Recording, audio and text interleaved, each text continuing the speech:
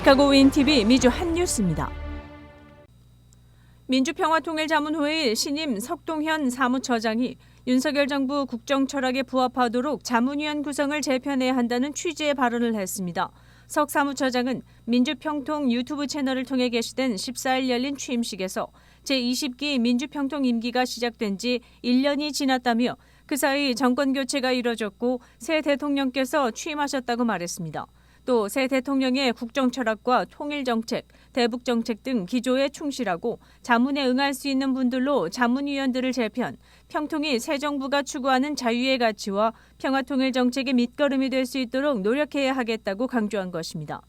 새 정부 출범에 맞춰 평통자문위원에 대한 대대적인 물갈이를 예고했다는 해석이 나옵니다. 이는 해외에서도 마찬가지입니다. 문정부 시절 임명된 각 지회 회장들의 통일정책과 대북정책은 현 정부의 방향과는 커다란 차이가 있기 때문입니다. 시카고에서도 미국 지역구 연방하원의원 등 정계의 인물들을 만나 현 정부 기조와 다른 방향의 통일관을 제시하고 있다는 지적이 나오고 있습니다. 특히 한인들이 다수 거주하는 지역을 대표하는 지역구의 정치인, 즉 친한파 정치인을 후원한다며 한인 식당에서 모임을 갖고 모은 후원금을 전달하면서 과거 정부의 통일 정책을 다시 언급하며 도움을 청했다는 것입니다. 헌법 92조에 근거해 설립된 평통은 통일에 관한 국내외 여론을 수렴, 통일에 관한 국민적 합의 도출 등의 기능을 수행합니다. 석 사무처장은 현재 평통위원들이 전 정부 때 임명됐지 않았느냐며 다만 기울어진 자문위원들의 성향에 다시 균형을 기할 필요가 있고 그런 점에서 다음 기수에서는 재편해야 한다는 뜻이라고 설명했습니다. 시카고에서도 임기 2년 중 반을 훌쩍 넘긴 위원들이 어정쩡한 분위기 속에서 임기만 채우는 분위기입니다. 작년 9월 임명된 제20기 민주평통 자문위원은 해외에 3,900명을 포함해 총 2만 명입니다. 민주평통위원 임기는 내년 8월 말에 끝납니다.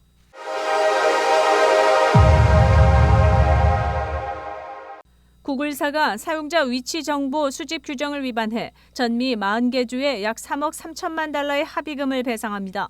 구글에 공동소송을 제기한 40개 주 검사들은 이번 합의금 소식에 미 역사상 가장 큰 사생활 침해 배상 규모라며 자축했습니다.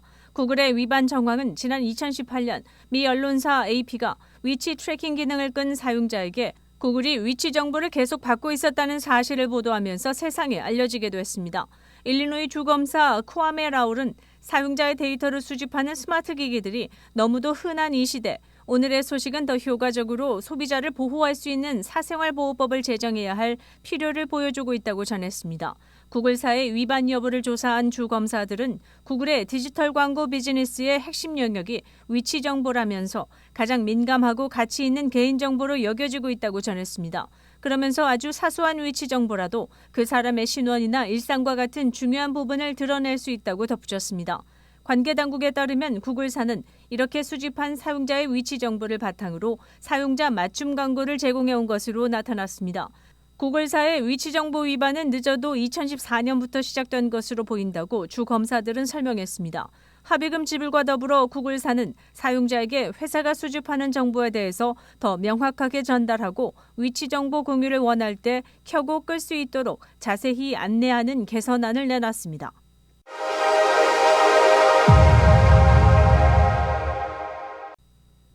노동부가 15일 밝힌 자료에서 지난달 생산자 물가지수 PPI가 전월보다 0.2%, 전년 동월보다 8.0% 상승했다는 내용을 공개했습니다. 지난 9월 상승률은 8.4%였으며 현재 4개월 연속 상승 수치가 둔화되는 것으로 알려졌습니다. 이 수치는 경제학자들이 예상한 것보다 낮았으며 연준이 기준금리 상승폭을 줄일 확률이 높아질 것으로 보고 있습니다. 연준은 4회 연속 0.75%포인트를 인상했지만 오는 12월 회의에서는 0.5% 인상을 예고하고 있습니다. 월별 인상의 대부분은 10월에만 5.7% 상승한 가솔린 가격에 주도했으나 신차 가격은 1.5% 하락해 신차 소매 가격 하락에도 영향을 미칠 것으로 보고 있습니다. 이러한 소비자 인플레이션 수치는 지난 18개월 동안의 물가 급등이 완화될 수 있다는 신호로 여겨져 주식시장의 활성으로 이어졌습니다. 또한 최근 몇 달 동안 주요 항구들의 지연 사태가 해결됐고 운송 가격이 떨어지면서 상점들의 충분한 재고 확보를 통해 추가적인 소비자 가격 하락을 시사한다고 알렸습니다.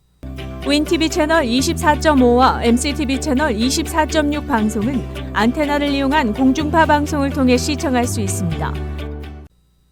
모기지 금리 인상으로 주택시장이 커다란 타격을 받고 있는 가운데 오피스 부동산 시장의 찬바람 기류도 곳곳에서 감지되고 있다는 소식입니다. 부동산 정보 업체인 코스타그룹에 따르면 미국 내 대도시 54개 지역에서 현재 건설 중인 오피스 건물 규모는 1억 5,600만 평방피트로 2020년 1분기에 1억 8,600만 평방피트에 미치지 못하는 규모로 드러났습니다. 오피스 건물에 대한 공실률도 크게 상승하고 있습니다. 현재 전국 오피스의 건물 공실률은 12.5%로 2019년의 9.6%에 비해 2.9%포인트 올랐습니다. 이는 2011년 이후 최대 상승폭입니다. 여기에 현재 건설 중인 오피스 건물의 37%가 빈 공간으로 남아있는 상황입니다. 이는 2019년의 2배가 넘는 수치이고 최고치였던 2008년의 39%에 근접한 수치입니다. 이렇듯 오피스 건물 수요의 둔화한 요인에는 무엇보다 팬데믹 기간 중에 재택근무가 근로 환경의 대세로 자리 잡은 것에 있습니다.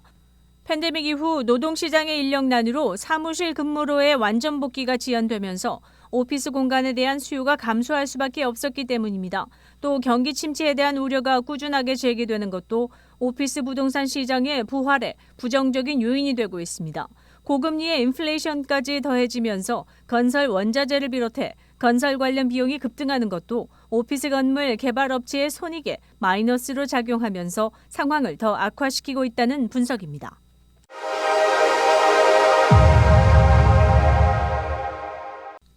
과거에는 경기 침체 국면에서 생산직 종사자인 블루칼라부터 해고했다면 최근에는 사무직 종사자인 화이트칼라를 감축하는 경향이 뚜렷해지고 있습니다.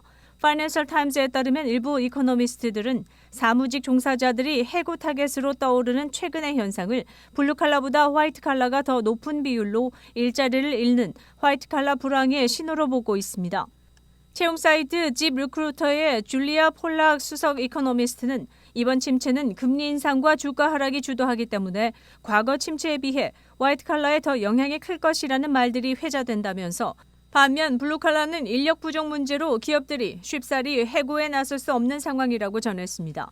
특히 코로나19 팬데믹 시기 호황을 누린 기술 기업들은 최근 인원 감축 소식을 만드는 근원지가 되고 있습니다. 메타의 마크 저커버그 CEO는 10,000명 이상 직원의 정리 해고 단행을 결정했고 아마존도 4분기 매출 전망치가 크게 밑돌자 10,000명 이상을 줄인다고 밝혔습니다. 아마존의 이런 대규모 감원은 다른 테크 기업들의 움직임과 궤를 같이 하는 것입니다. 급성장 속에 투자 규모를 늘렸지만 예상이 빗나가고 거시경제 침체, 경쟁 심화, 광고 손실 등이 이런 해고 결정의 배경이 되고 있다는 지적입니다. 월가 대형은행도 감원 바람을 피해가지 못하고 있습니다. CNBC에 따르면 시리그룹과 바클레이즈도 최근 자문 및 트레이딩 부문에서 감원을 단행했습니다. 시리그룹은 트레이딩 부문에서 직원의 약 50명을, 뱅킹 업무에서 수십 명 직원을 상대로 해고를 진행했습니다. 영국계의 투자은행 바클레이즈 역시 뱅킹과 트레이딩 업무를 맡은 직원 200여 명을 감원한 것으로 전해졌습니다.